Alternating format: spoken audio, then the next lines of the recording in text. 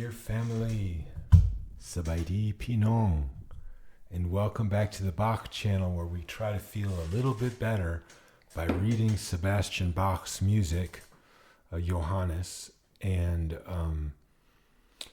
I play that at night when I can't go to sleep. And what does that even mean, can't go to sleep? Such an interesting phrase. It means that Homo sapien, in this case, human being, is like at the end of this, Earth rotation where we typically go into what we call sleep. And it's just like something for restoration, and it's a strange thing where you kind of like you're dead, but you're still like thinking in your mind, and we call that sleep. And then when we say we can't go to sleep, it means that you're sort of tired, so you went to your bedroom, but for some reason you don't switch into that other mode.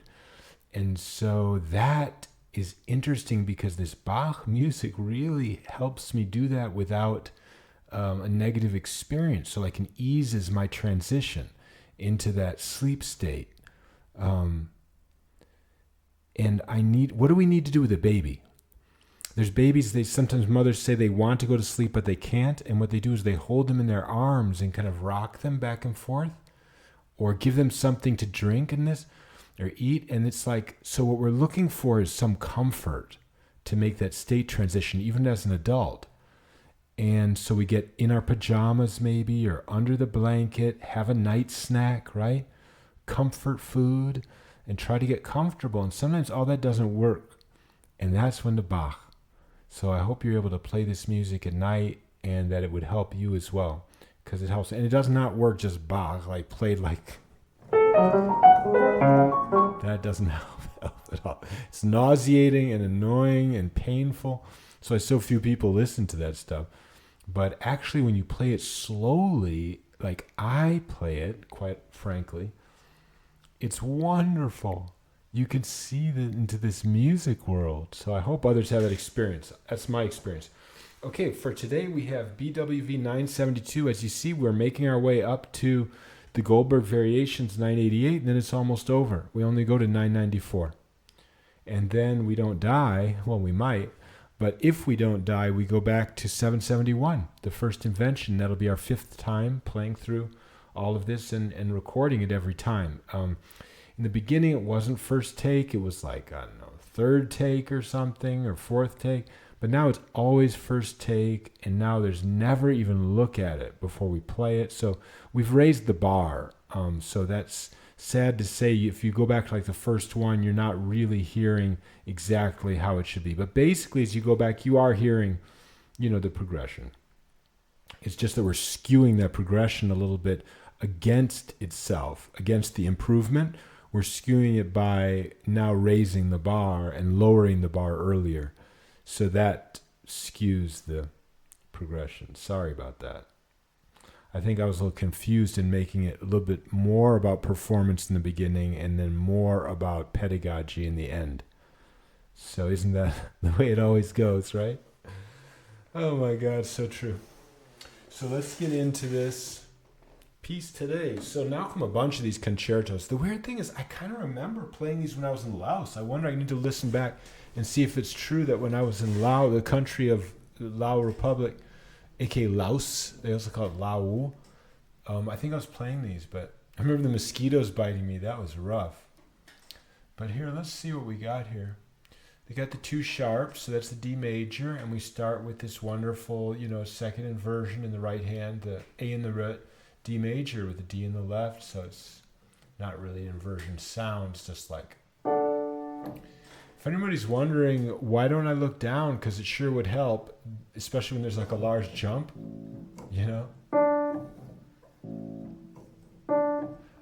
The answer is because I need to look at the music to read it.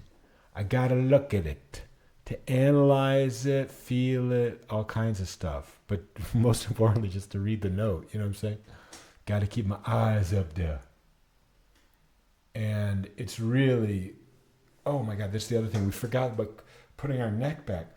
There's these tubes in the neck, esophagus, trachea, but there's also like, not just esophagus, trachea, blood, but there's also nerve a lot of important nerve channels going from the brain downwards.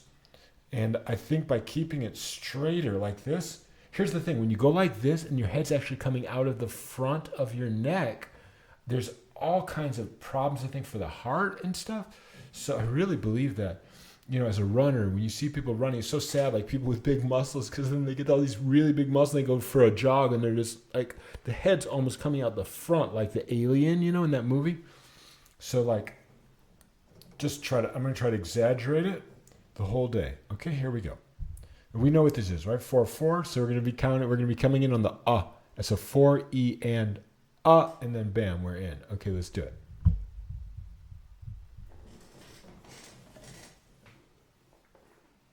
So 4 and 1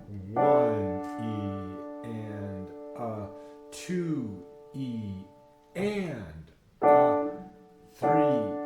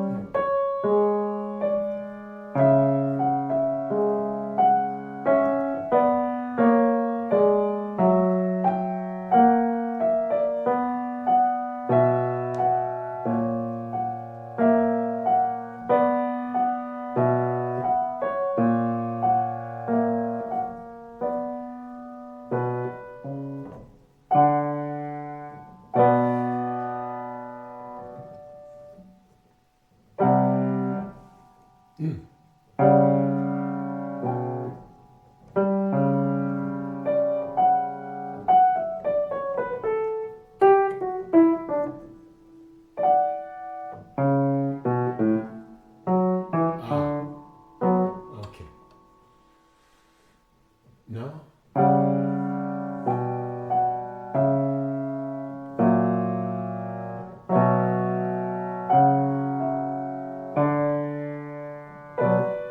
Okay, so what happened there, I thought that I was wrong, but I wasn't wrong. This is really is that, it's that C sharp and the G, right?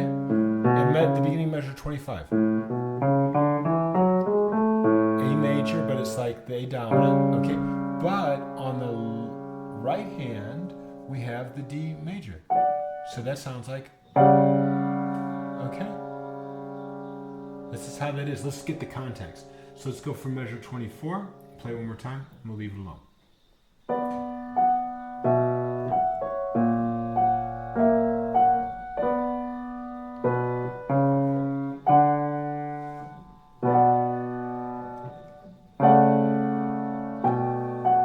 Okay, I get it.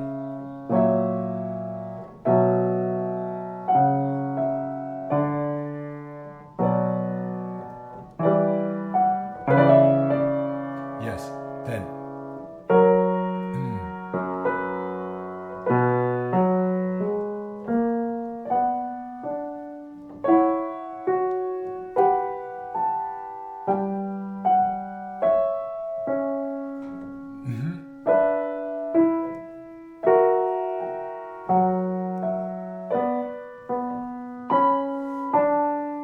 Almost correct. Leave that alone.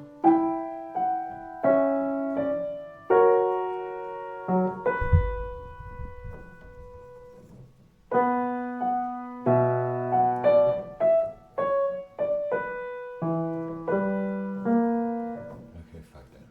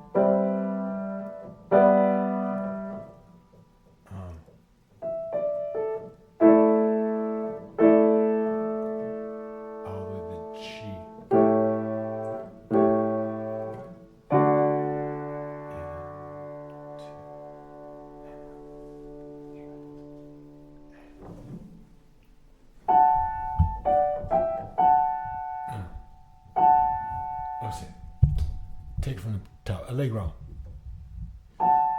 And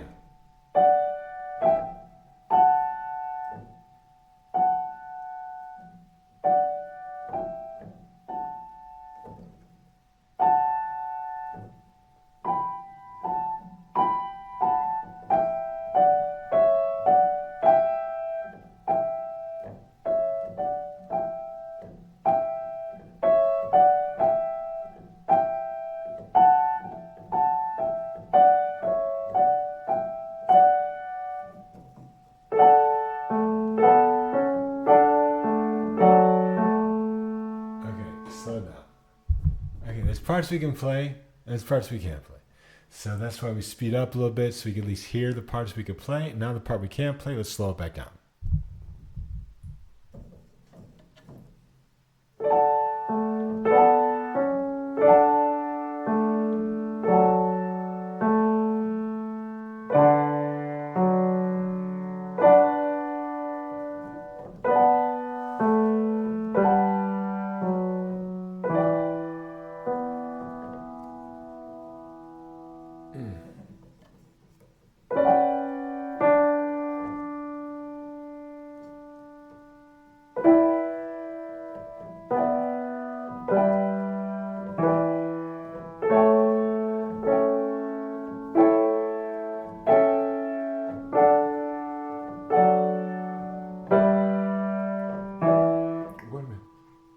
Okay.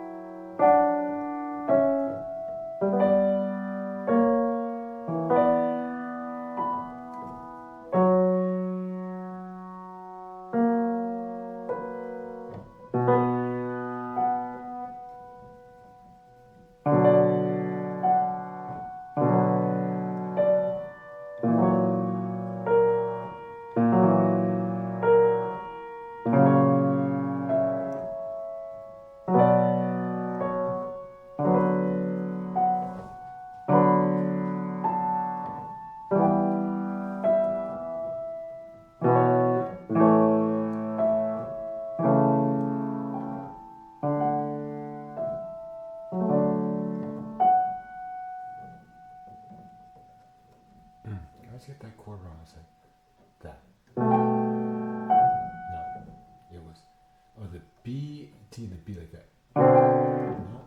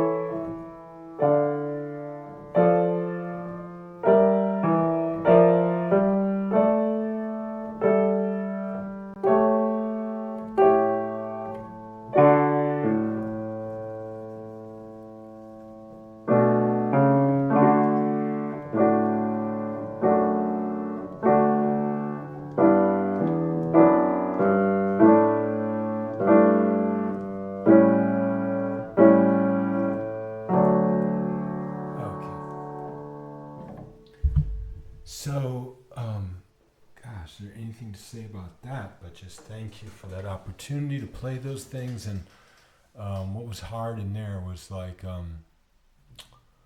oof. Yeah, it's all the basics. Right back to the basics. So if anyone's interested in what the basics are of sight reading, please look in the description below and click on that link about something like tips, but just like an introduction into it. Because that's basically all I was doing today. So, you know what? That I keep getting those chords wrong. It's like actually kindergarten easy to play those chords if you look horizontally. Like, don't just be surprised by the chord and try and figure it all out from scratch. If you can, remember where you were, because you're probably only moving one finger. You know what I mean? There's 4 notes, let's say, in a chord.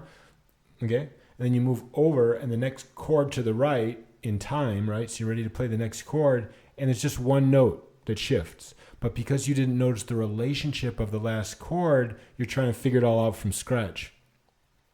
That's what I was doing. So that's one thing, what they call the horizontal intervals. So not the intervals in time in one chord, but the interval from the last chord, let's say, to the next chord. Or let's just say the interval between one note in the last chord to a very close note in the next chord. That's what I meant to say.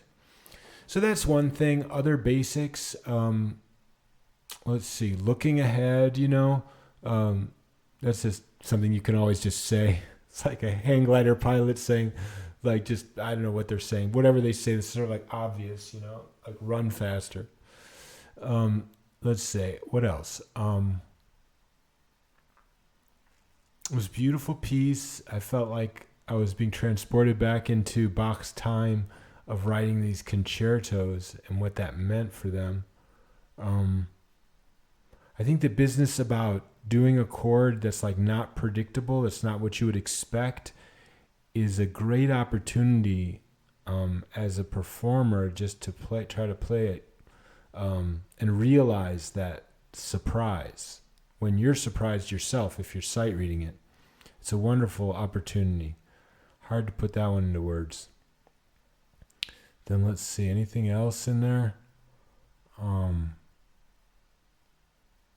There's always that self-forgiveness when you make mistakes and just trying to, as you're playing along, if you want to try to play it right from beginning to end, and then you're making mistakes, instead of like walking out of the room and going and watching YouTube or something because you're like so sort of needing some comfort, you can forgive yourself and open up your tentacles again, your snail tentacles, and don't get like contracted into a mistake. Now, this Red Hot Chili Peppers could relate to this, right?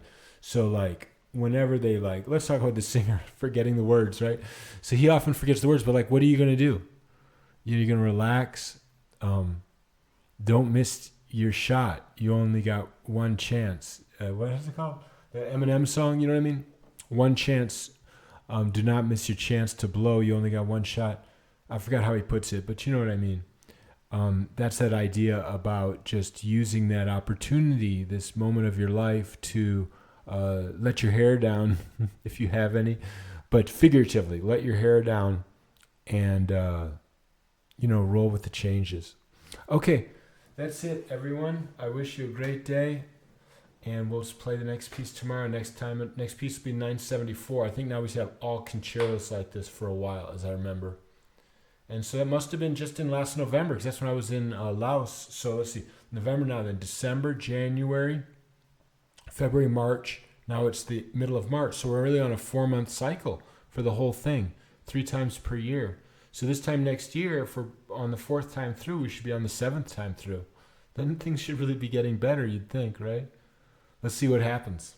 Okay, it's an adventure into the unknown, but logical future.